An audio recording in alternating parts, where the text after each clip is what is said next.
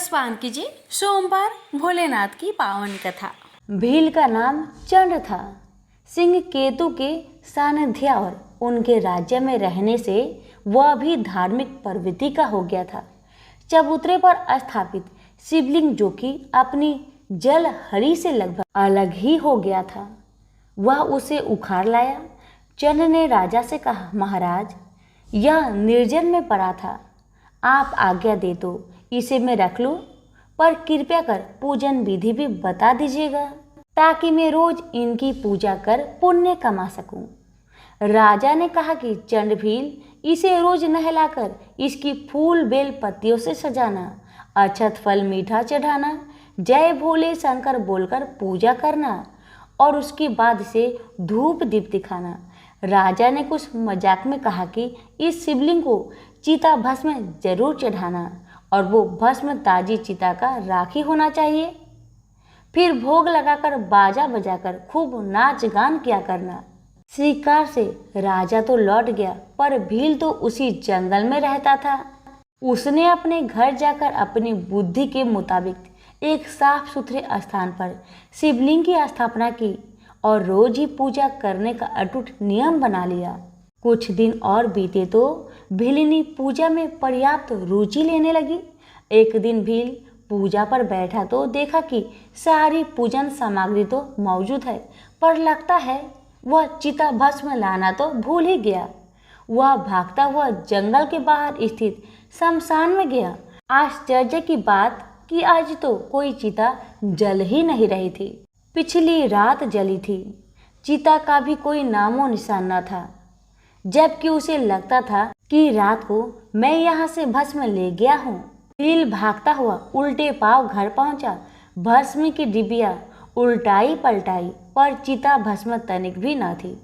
चिंता और निराश में उसने अपनी भिलनी को पुकारा, जिसने सारी तैयारी की थी। पत्नी ने कहा, आज बिना भस्म की ही पूजा कर ले, शेष तो सब तैयार है। पर भील ने कहा, नहीं, राजा ने कहा था कि चिता भस्म बहुत जरूरी है, वह मिली नहीं, क्या करूं? भील चिंतित हो बैठ गया। भील ने भिलनी से कहा, प्रिय, यदि मैं आज पूजा ना कर पाया तो मैं जिंदा ना रहूंगा। मेरा मन बहुत दुखी है और चिंतित है। भिलनी ने भील को इस तरह चिंतित देख एक उपाय सुझा। भील ना माना। बहुत विवाद हुआ। भिलनी ने कहा, मैं अपने पति देव और देवों के देव महादेव की काम आने के इस अवसर को न छोड़ूंगी। भिलनी की जिद पर भील मान गया।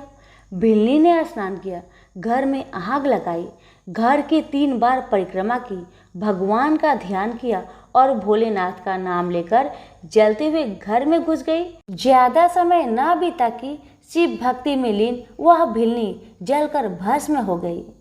भील ने भस्म उठाया, भली भांति भगवान भूतनाथ का पूजन किया। शिव भक्ति में घर सहित घरवाली खो देने का कोई दुख तो भील के मन में था नहीं। सो पूजा के बाद बड़े उत्साह से अपनी भिलनी को प्रसाद लेने के लिए आवाज दी, लेकिन अचानक पूजा के बाद बड़े उत्साह से उसने भिलनी को प्रसाद लेने के लिए आवाज दिया।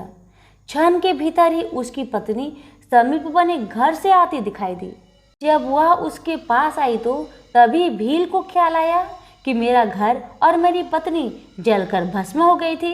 तो उसने पूछा, यह कैसे हुआ? तुम कैसे जीवित बची? तुम कैसे आई? यह घर कैसे वापस बन गया? भिलनी ने सारी कथा कह सुनाई। जब धधकती आग में घुसी तो लगा कि जल में घुसती जा रही हूँ और मुझे नींद आ रही है। जागने पर देखा कि मैं घर में ही हूँ और आप प्रसाद के लिए आवाज लगा रहे थे। प्रेम से बोलिए उमापति शंकर भगवान की जय। समय पार्वती ने पूछा, हे महादेव जी, किस ज्ञान के बल से आपको संसार के सब लोग शिव कहकर पूजते हैं? मृग छाला ओढ़े, सब अंगों में शमशान की विभूति लगाए, गले में सर्प और नर मुंडों की माला पहने हुए हो, इसमें तो कोई भी पवित्र नहीं है। फिर आप किस ज्ञान से पवित्र माने जाते हैं? ये आप कृपा करके कहिए। श्री महादेव जी बोले, हे प्रिय, सुनो, गीता ज्ञान को हृदय में धारण करने से मैं पवित्र माना जाता हूँ और इस ज्ञान से मुझे बाहर के कर्म नहीं व्यापते। तब पार्वती जी ने कहा, हे भगवान, जिस गीता ज्ञान की आप ऐसी स्तुति करते हैं उसके श्रवण करने से कोई कृतार्थ भी हुआ है? तब महादेव जी ने कहा, इस ज्ञान को सुनकर बहुत से जीव कृतार्थ हुए हैं और आगे भी होंगे। मैं तुमसे एक पुरातन कथा कहता हूँ, तुम श्रवण करो। एक समय पाताल लोक में शेषनाग की सैया पर श्री नारायण जी नेत्र मूंद कर आनंद में मग्न थे। उस समय भगवान के चरण दबाती हुई श्री लक्ष्मी जी ने पूछा, हे प्रभु, निंद्रा और आलस्य उन पुरुषों को व्यापता है जो जीवन में तामसी है, और फिर आप तो तीनों गुणों से अतीत हो, श्री नारायण प्रभु वासुदेव हो। यह मुझको बड़ा आश्चर्य है। श्री नारायण जी बोले, हे लक्ष्मी, मुझको निंद्रा आलस्य नहीं व्यापता। एक शब्द रूप जो भगवत गीता है, जिसमें जो ज्ञान है, उसके आनंद में मग्न रहता हूँ, जैसे यह गीता शब्द रूप अवतार है।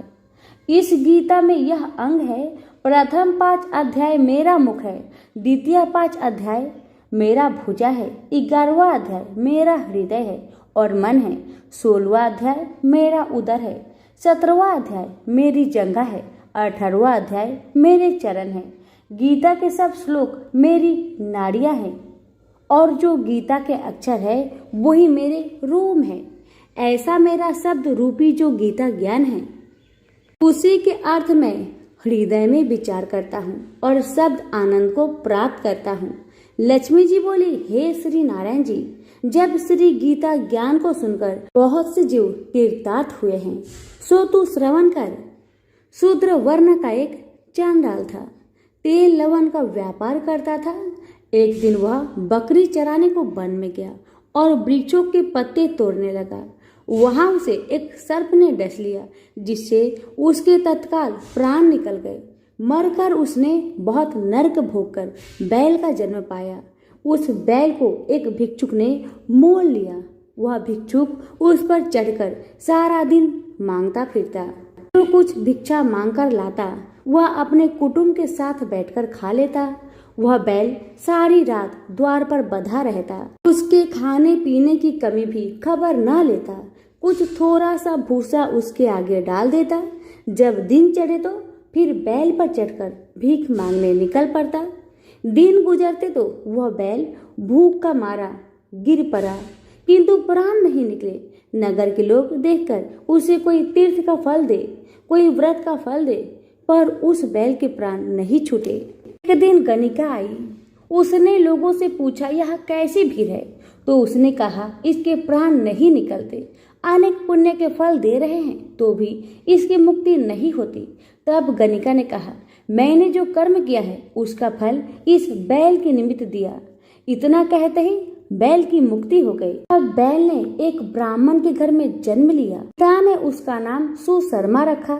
जब बड़ा हुआ तो पिता ने उसको पढ़ाया। जब उसको पिछले जन्म की सुधि रही थी, उसने एक दिन मन में विचार किया कि जिस गणिका ने मुझे बैल की योनि से छुटकारा दिया है उसका दर्शन करूं। वृप चलते चलते गणिका के घर गया और कहा, तू मुझे पहचानती है? गणिका ने कहा, मैं नहीं पहचानती, तू कौन है? मेरी तेरी क्या पहचान है? तू वृप और मैं वेश्या। तब वृप ने कहा, मैं वही बैल हूँ जिसको तुमने अपना पुण्य दिया था। तब मैं बैल की योनि में था, अब छूट गया हूँ। अब मैं वृप के घर जन्मा हूँ, तू वह अपना पुण्य बता। गणिका ने कहा, मैंने अपने जाने कोई पुण्य नहीं किया, परंतु मेरे घर एक तोता है, वह सवेरे कुछ पढ़ता है, मैं उसके वाक्य सुनती हूँ। उस पुण्य का फल मैंने तेरे निमित्त दिया था। तब वृप ने तोते से पूछा कि तू सवेरे क्या पढ़ता है? तोते ने कहा, मैं पिछले जन्म में वृप का पुत्र था। पिता ने मुझे गीता के पहले अध्याय का पाठ सिखाया था। एक दिन मैंने अज्ञानवश गुरु से कहा कि तुमने मुझे क्या पढ़ाया है? तब गुरुजी ने मुझे श्राप दिया कि तू सुआ हो जा। तब मैं सुआ हुआ। एक दिन पनपथ पकड़ कर ले गया। एक वृप ने मुझे मोल लिया। वह वृप भी अपने पुत्र को गीता का पाठ सिखाता था। तब मैंने भी यह पाठ सीख लिया। एक दिन वृप के घर चोर घुस पड़े। उनको धन तो प्राप्त न हुआ, किंतु वह मेरा पिंजरा उठा ले गए। यह गणिका उसकी मित्र थी। वह मुझे इसके पास ले आए, सो मैं नित्य प्रथा गीता के पहले अध्याय का पाठ करता था। ये सुनती थी, पर इसकी बुद्धि में नहीं आता जो मैं पढ़ता हूँ। वही पुण्य तेरे निमित्त दिया था। सो हे लक्ष्मी, तब गणिका ने बुरे कर्म छोड़ दिए, नित्य प्रति स्नान करे और श्री गीता जी के प्रथम अध्याय का पाठ करे। इससे उसकी भी मुक्ति हुई। श्री नारायण जी ने कहा, हे लक्ष्मी जी, जो कोई अनजान कर भी गीता जी का पाठ करे उसको भी मुक्ति मिलेगी। प्रेम से बोलिए उमापति शंकर भगवान की जय, लक्ष्मी नारायण की जय। दक्ष प्रजापति की कई पुत्रियां थी। सभी पुत्रियां गुणवती थी, पर दक्ष के मन में संतोष नहीं था। वे चाहता था उनके घर में एक ऐसी पुत्री का जन्म हो जो शक्ति संपन्न हो, सर्व विजयिनी हो। दक्ष एक ऐसी पुत्री के लिए तप करने लगे। तप करते करते अधिक दिन बीत गए तो भगवती आधे ने प्रकट होकर कहा, मैं तुम्हारे तप से प्रसन्न हूँ। मैं स्वयं पुत्री रूप में तुम्हारे यहाँ जन्म धारण करूँगी। मेरा नाम होगा सती। मैं सती के रूप में जन्म लेकर अपनी लीलाओं का विस्तार करूँगी। फलतः भगवती आधे ने सती रूप में दक्ष के यहाँ जन्म लिया। सती दक्ष की सभी पुत्रियों में अलौकिक थी। उन्होंने बाल्यकाल में ही कई ऐसे अलौकिक कृत्य कर दिखाए थे जिन्हें देखकर स्वयं दक्ष को भी विस्मय हुआ।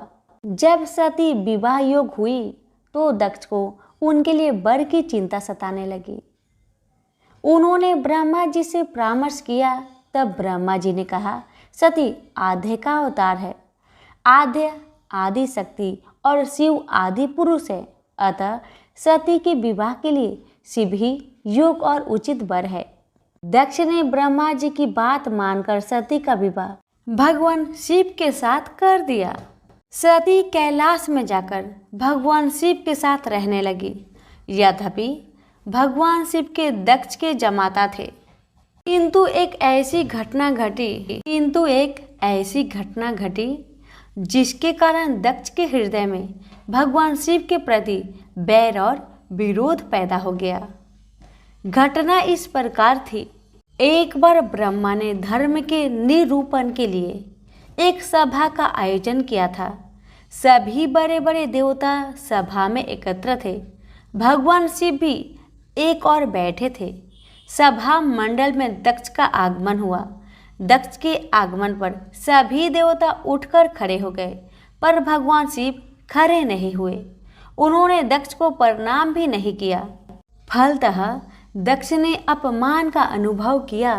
केवल यही नहीं, उनके हृदय में भगवान शिव के प्रति ईर्ष्या की आग जल उठी। वे उनसे बदला लेने के लिए समय और अवसर की प्रतीक्षा करने लगे। भगवान शिव को किसी के मान और किसी के अपमान से क्या मतलब? वे तो समदर्शी है। उन्हें तो चारों ओर अमृत दिखाई पड़ता है। जहाँ अमृत होता है वहाँ कोडुवाहत और कलेशपन का क्या काम? भगवान शिव कैलाश में दिन रात राम राम कहा करते थे। सती के मन में जिज्ञासा उत्पन्न हो उठी। उन्होंने अवसर पाकर भगवान शिव से प्रश्न किया, आप राम राम क्यों कहते हैं?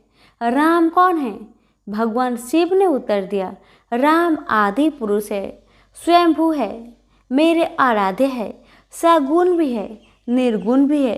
किंतु सती के कंठ के नीचे बात उतरी नहीं। वे सोचने लगी, अयोध्या के निप्रति दशरथ के पुत्र राम आदि पुरुष के अवतार कैसे हो सकते हैं? वो तो आजकल अपनी पत्नी सीता के वियोग में जन्मतों की भांति विचरण कर रहे हैं। वृक्ष और लताओं को उनका पता पूछते फिर रहे हैं। यदि वे आदि पुरुष के अवतार होते तो क्या इस प्रकार आचरण करते? सती के मन में राम की परीक्षा लेने का विचार उत्पन्न हुआ। सती सीता का रूप धारण करके दंडक वन में जा पहुंची और राम के सामने प्रकट हुई। भगवान राम ने सती को सीता के रूप में देखकर कहा, माता आप एकाकी यहाँ वन में कहाँ घूम रही है? बाबा विश्वनाथ कहाँ हैं? राम का प्रश्न सुनकर सती को कुछ उत्तर देते न बना। वे अदृश्य हो गई और मन ही मन पश्चाताप करने लगी कि उन्होंने व्यर्थ ही राम पर संदेह किया। राम सचमुच आदि पुरुष के अवतार है।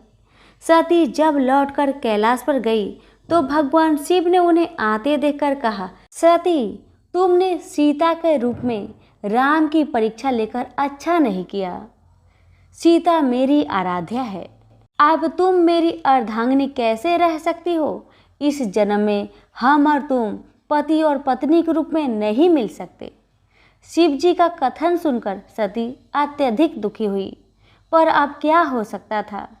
शिव जी के मुख से निकली हुई बात असत्य कैसे हो सकती थी? शिव जी समाधित हो गए। सती दुख और पश्चाताप की लहरों में डूब उतरने लगी। उन्हीं दिनों सती के पिता कनखल में बहुत बड़ा यज्ञ कर रहे थे। उन्होंने यज्ञ में सभी देवताओं और मुनियों को आमंत्रित किया था, किंतु शिव जी को आमंत्रित नहीं किया था, क्योंकि उनके मन में शिव जी के प्रति ईर्ष्या थी।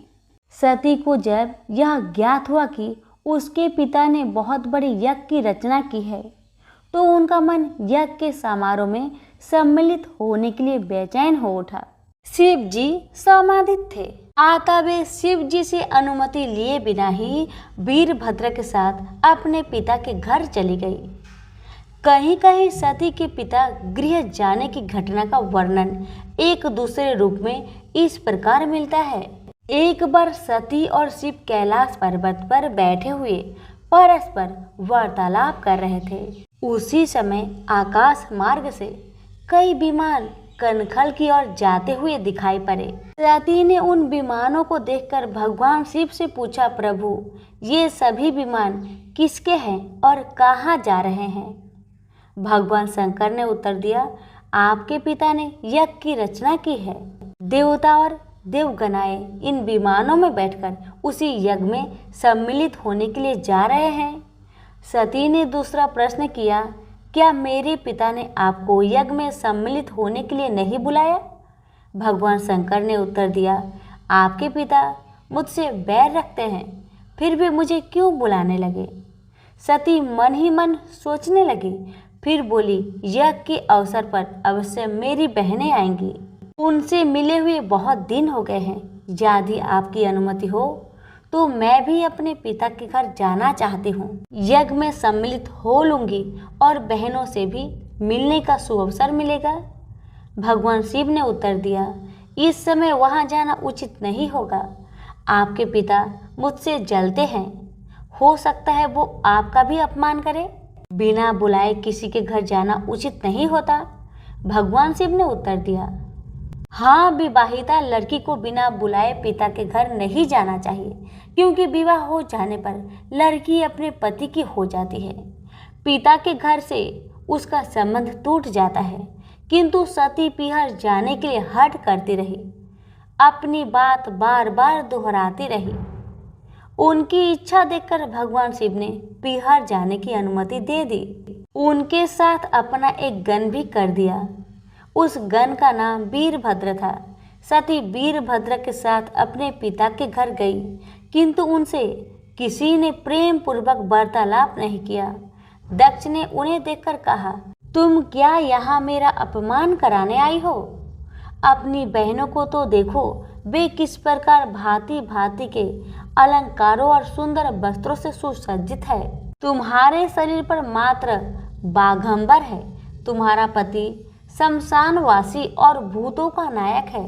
वह तुम्हारे बाघांबर छोड़कर और पहना ही क्या सकता है। दक्ष के कथन से सती के हृदय में पश्चाताप का सागर उमड़ पड़ा। वे सोचने लगी, उन्होंने यहाँ आकर अच्छा नहीं किया। भगवान ठीक ही कह रहे थे, बिना बुलाए पिता के घर भी नहीं जाना चाहिए। पर अब क्या हो सकता है, अब तो आ ही गई हूँ। पिता के कटु और अपमानजनक शब्द सुनकर भी सती मौन रही। वे उस यज्ञ मंडल में गई, जहाँ सभी देवता और ऋषि मुनि बैठे थे तथा यज्ञ कुंड में धू धू करती जलती हुई अग्नि में आहुतियाँ डाली जा रही थी। सती ने यज्ञ मंडल में सभी देवताओं के तो भाग देखे, किंतु भगवान शिव का भाग नहीं देखा। वे भगवान शिव का भाग न देखकर अपने पिता से बोली, पितृश्रेष्ठ, यज्ञ में तो सबके भाग दिखाई पड़ रहे हैं, किंतु कैलाशपति का भाग नहीं है। आपने उनका भाग क्यों नहीं दिया? दक्ष ने गर्व से उत्तर दिया, मैं तुम्हारे पति कैलाश को देवता नहीं समझता। वह तो भूतों का स्वामी, नग्न रहने वाला और हड्डियों की माला धारण करने वाला है। वह देवताओं की पंक्ति में बैठने योग्य नहीं है।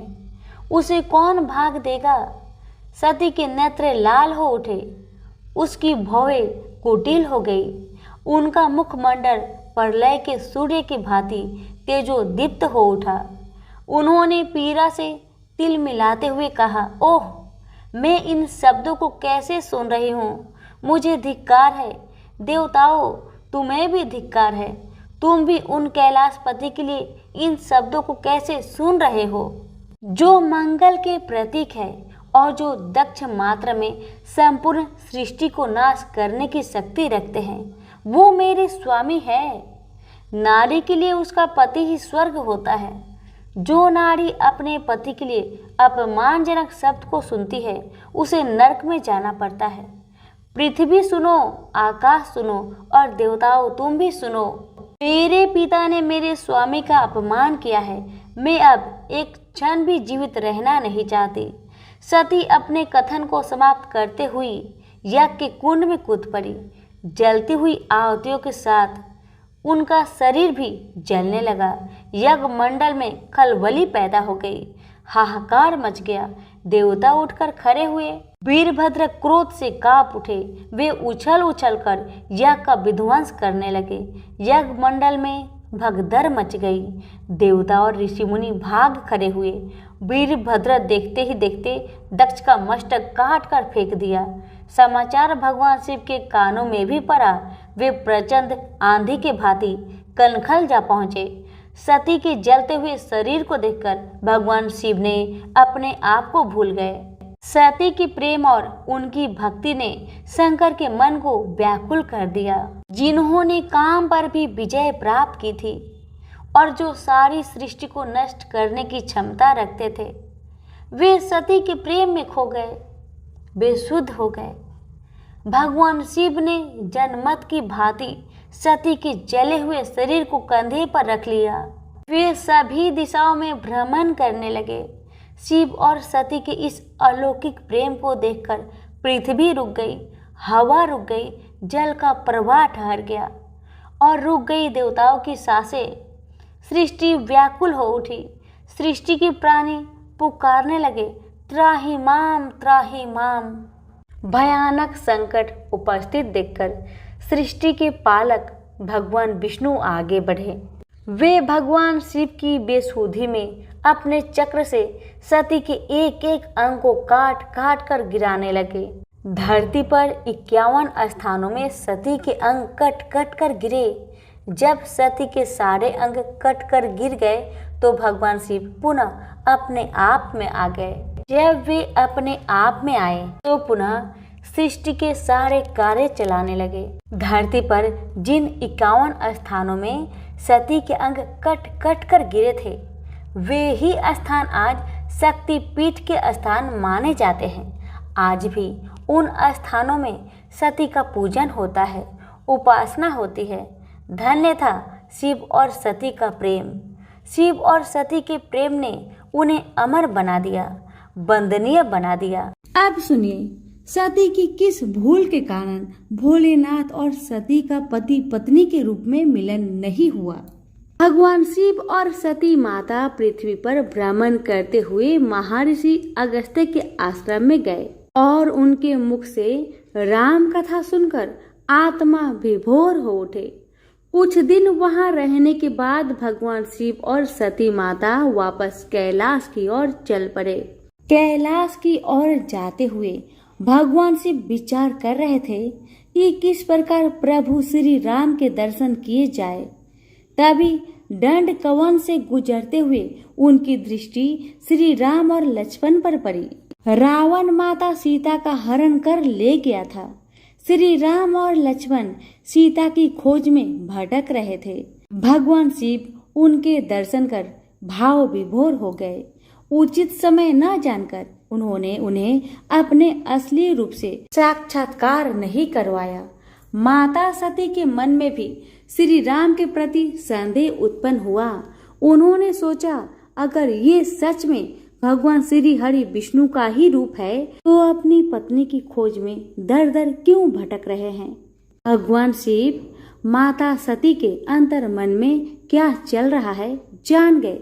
उन्होंने माता सती से कहा, देवी, यदि आपके मन में प्रभु श्री राम को लेकर कोई संदेह है तो आप उनकी परीक्षा ले सकती हैं। माता सती ने माता सीता का रूप धारण कर लिया और श्री राम के समीप चली गई। श्री राम ने उन्हें प्रणाम किया और बोले, माता, आप वन में अकेले, भगवान शिव कहाँ हैं? श्री राम के उनके वास्तविक स्वरूप जान उन्हें बड़ी आत्मग्लानि हुई। वे वापस भगवान शिव के पास चल पड़ी। वे जिधर भी रुख करती उधर ही उन्हें श्री राम, लक्ष्मण और सीता जी एक साथ खड़े हुए दिखाई देते और भगवान शिव जगत पिता ब्रह्मा, इंद्र, सप्त ऋषियों आदि को श्री राम की चरण वंदना करते देखती। श्री राम की रची माया को देखकर वे डर गई और सहम कर वहीं आंखें बंद करके बैठ गई। कुछ समय उपरांत उन्होंने डरते डरते आंखें खोली तो सारी माया का अंत हो चुका था।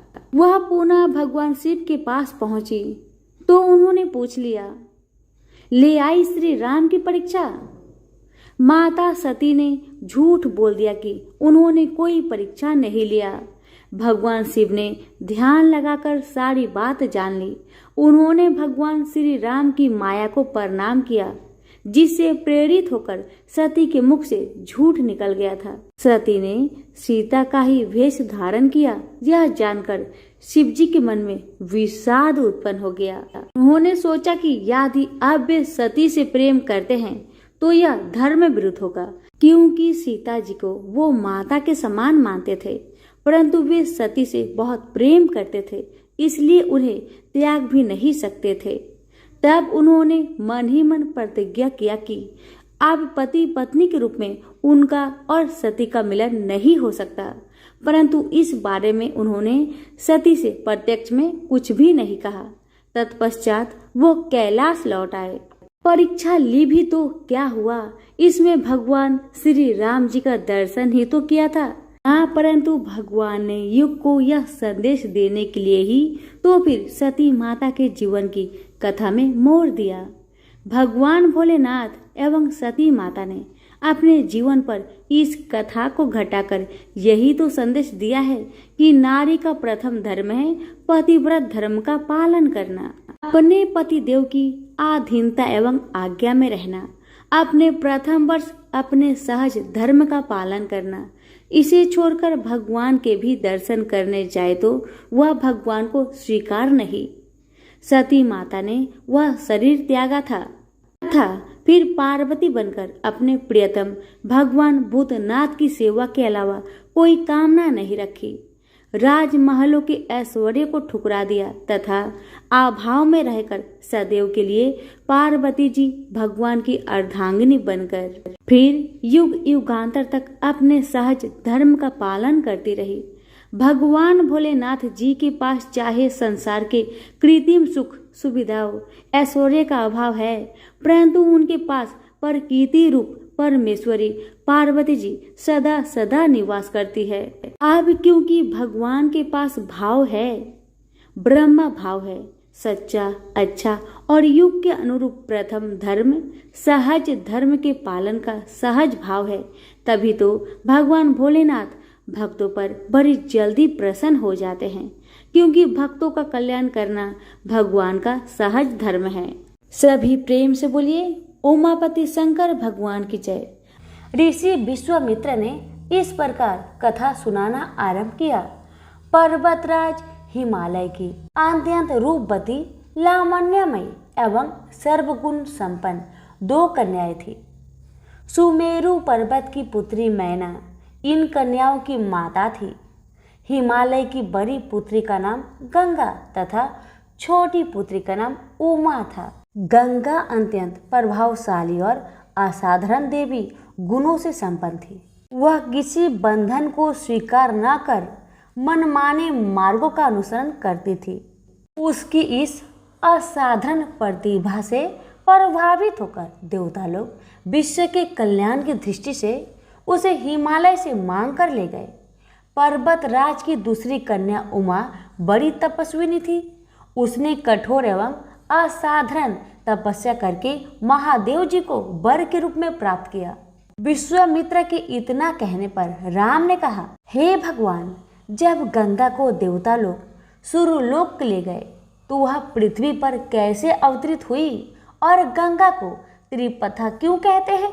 इस पर ऋषि विश्वामित्र ने बताया, महादेव जी का विवाह तो उमा के साथ हो गया, किंतु 100 वर्ष तक भी उनके किसी संतान की प्राप्ति नहीं हुई।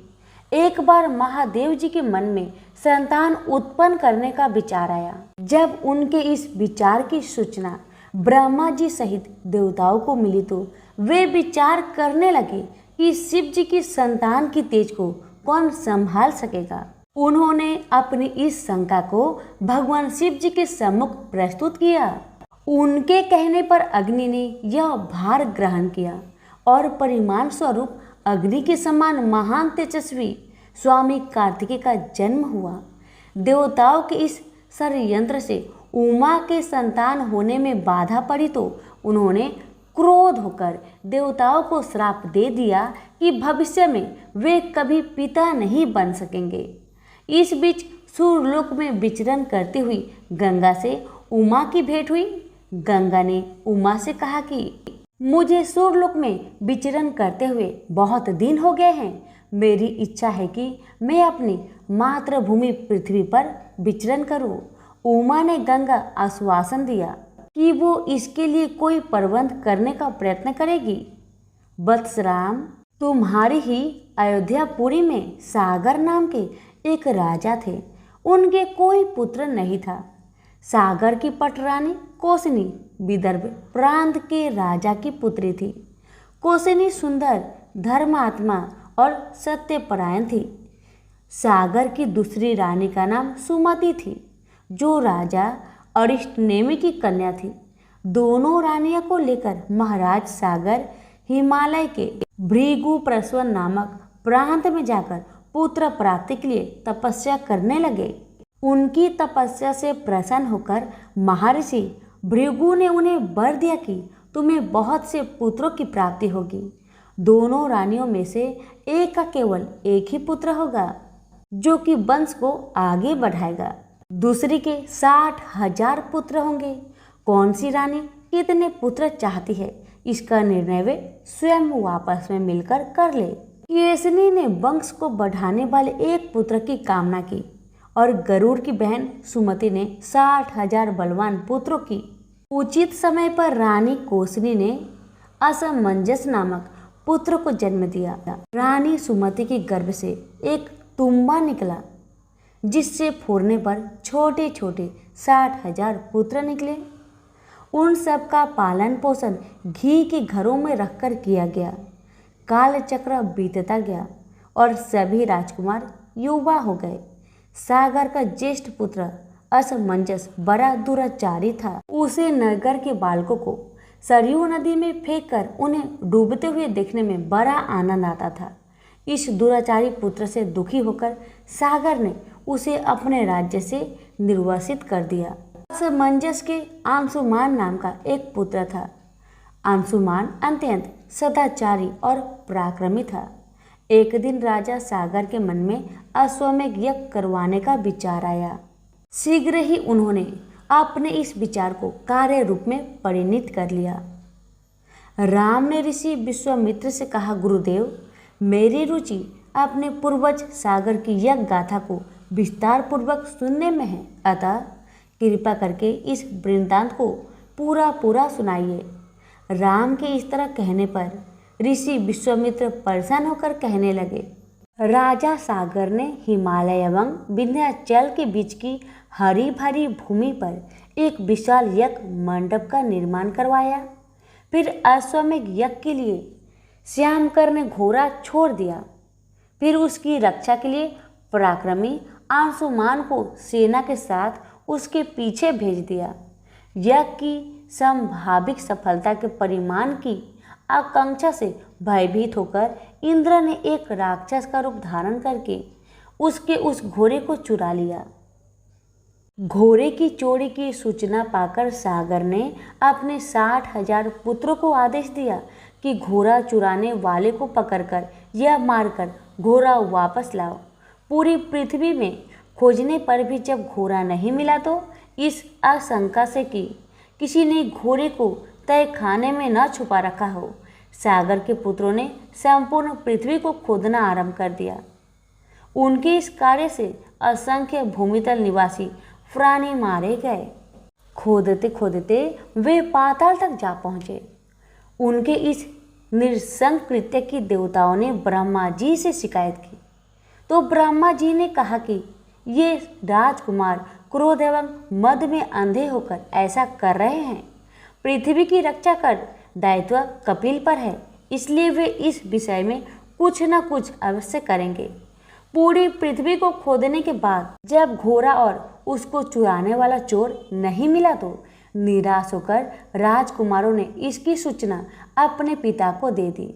रुष्ट होकर सागर ने आदेश दिया कि घोड़े को पाताल में जाकर ढूंढो। पाताल में घोड़े को खोजते खोजते वे सनातन वासुदेव कपिल आश्रम में पहुंच गए। उन्होंने देखा कपिल देव आंखें बंद किए बैठे हैं और उन्हीं के पास यज्ञ का वह घोड़ा बंधा हुआ है। उन्होंने कपिल मुनि को घोड़े का चोर समझकर उनके लिए अनेक दुर्वचन कहे और उन्हें मारने के लिए दौड़े। सागर के इन कुकृत्यों से कपिल मुनि की समाधि भंग हो गई।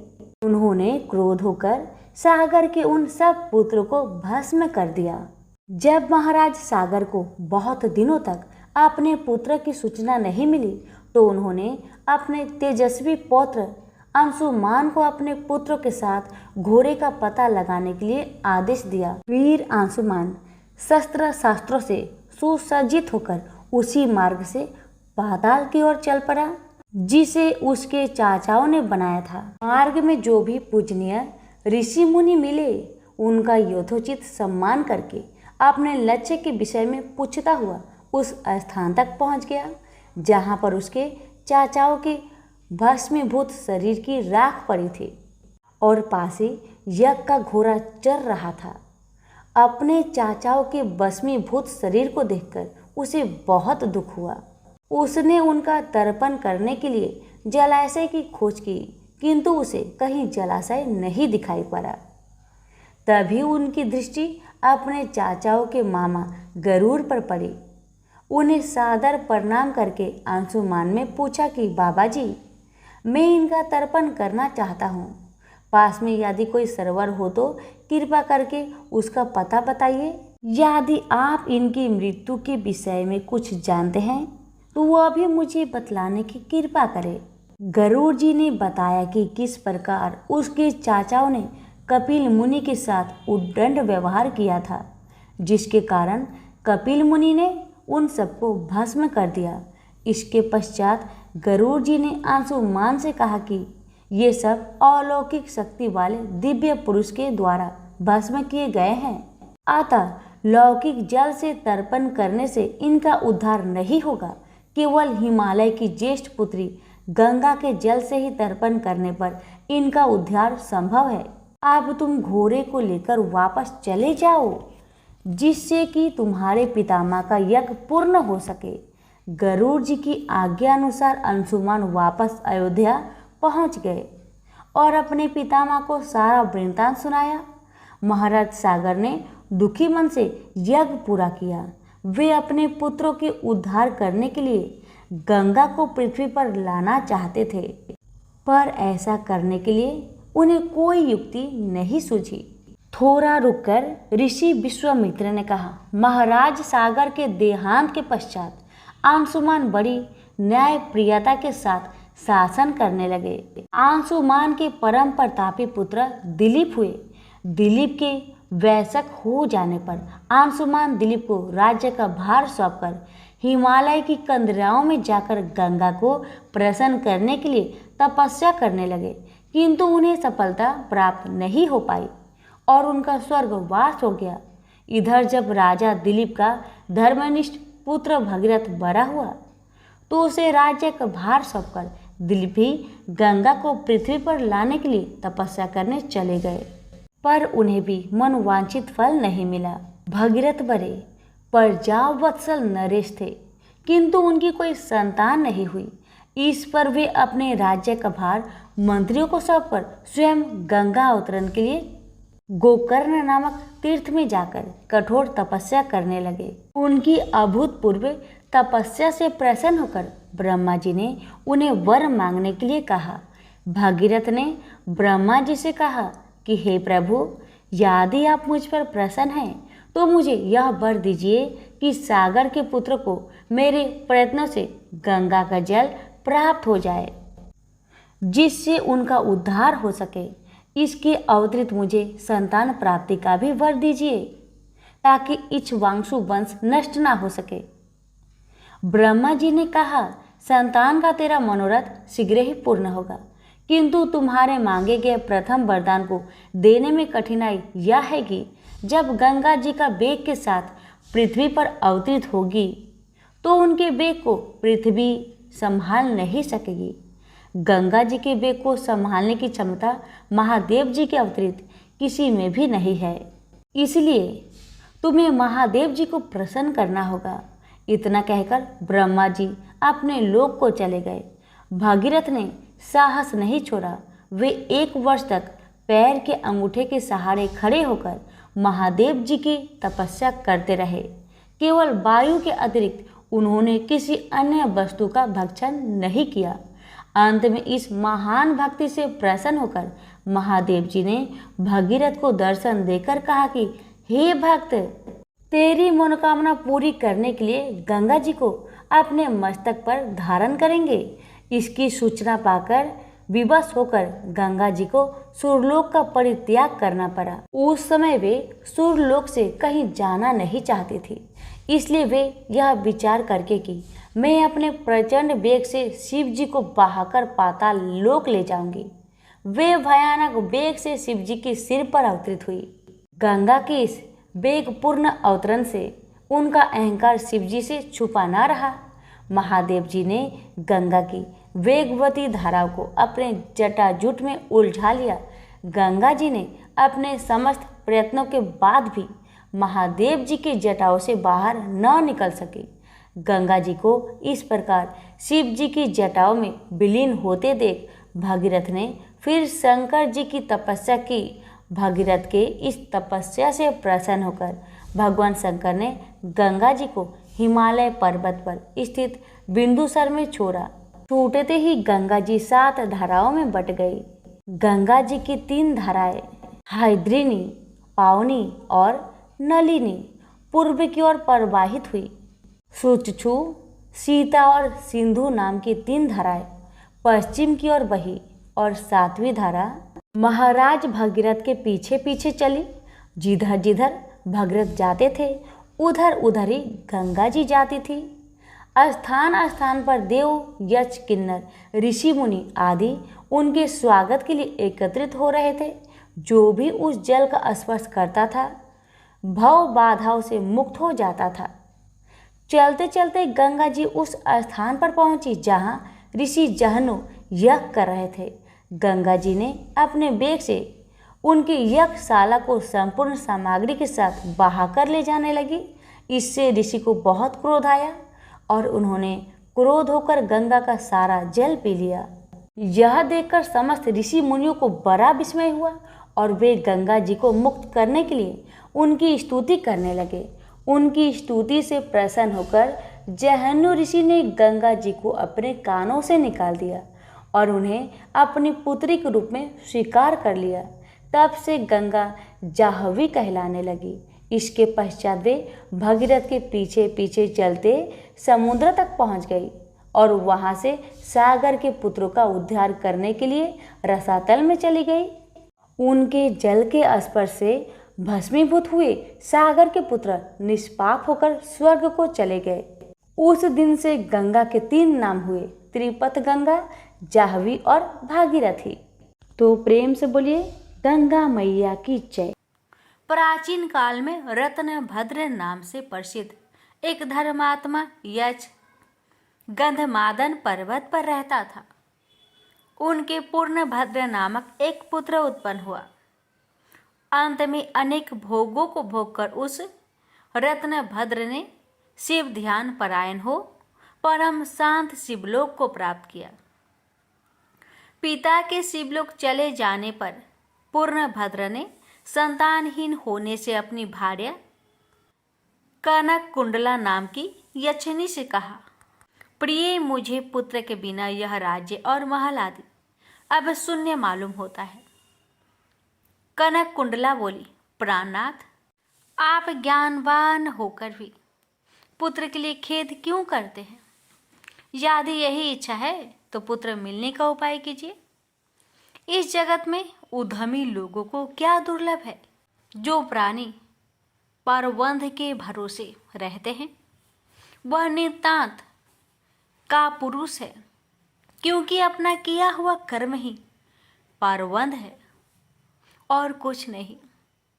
इस कारण प्रतिकूल प्रावंध को शांत करने के लिए समस्त कारणों के भी कारण रूप भगवान शिव की शरण में जाना चाहिए।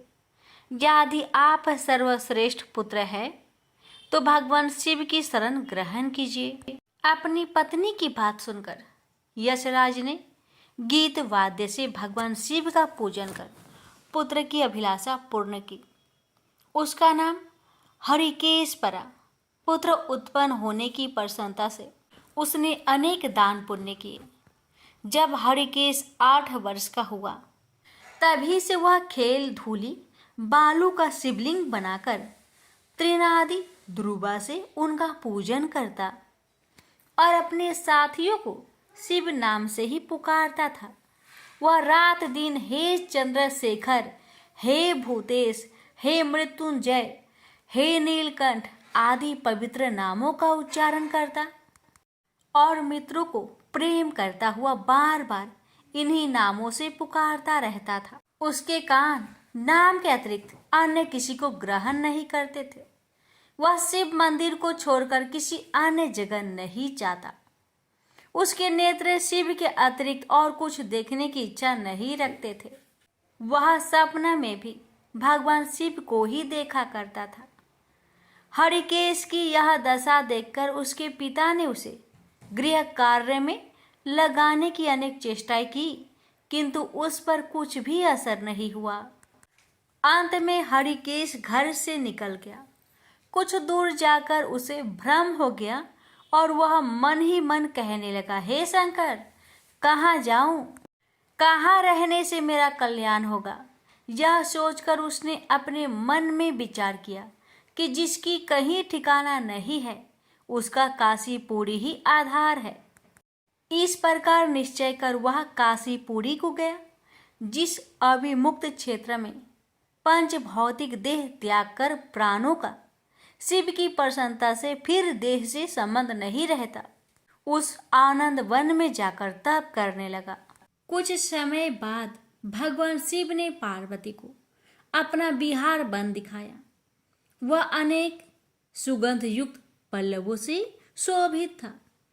शिव बोले, हे देवी, जैसे तुम मुझको बहुत प्रिय हो वैसे ही यह आनंद वन भी मुझे परम प्रिय है।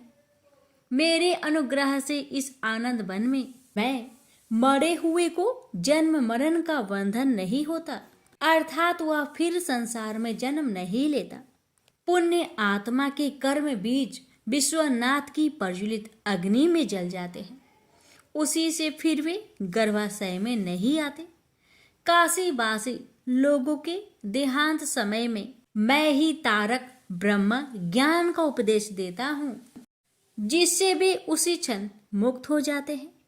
कलयुग में विश्वनाथ देव का दर्शन पूजन, काशीपुरी, भागीरथी गंगा आदि का सेवन तथा सतपात्र को दान विशेष फलदायक होता है।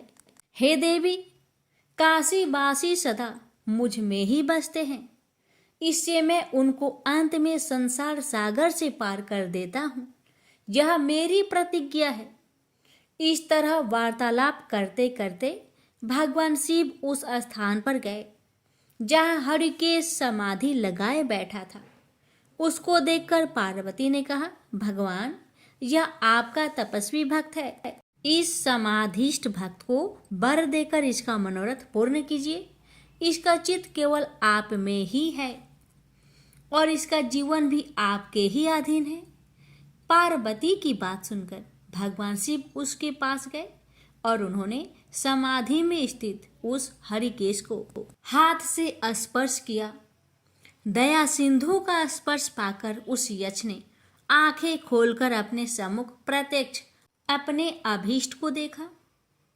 गदगद स्वर में यक्ष ने कहा कि हे शंभो, हे पार्वती पते, हे शंकर, आपकी जय हो। आपके कर कमलों का स्पर्श पाकर मेरा यह शरीर अमृत रूप हो गया। इस प्रकार प्रिया वचन सुनकर भगवान शिव बोले, हे यक्ष, तुम इसी क्षण मेरे वर से मेरे क्षेत्र के दंडनायक हो जाओ। आज से तुम दुष्टों के दंडदायक और पुण्यवानों के सहायक बनो और दंडा पानी नाम से विख्यात होकर सब उद्भट गणों का नियंत्रण करो। मनुष्यों में सत्य अर्थ नाम वाले संभ्रम और उद्भ्रम, ये दोनों गण सदा तुम्हारे साथ रहेंगे। तुम काशीवासी जनों के अन्नदाता, प्राणदाता, ज्ञानदाता हो और मेरे मुख से निकले तारक मंत्र के उपदेश से मोक्षदाता होकर नियमित रूप से काशी में निवास करो। भगवान शिव की कृपा से वही हरिकेश यक्ष काशी में दंड पानी के रूप में स्थित हो गया और भक्तों के कल्याण में लग गया। प्रेम से बोलिए हर हर महादेव।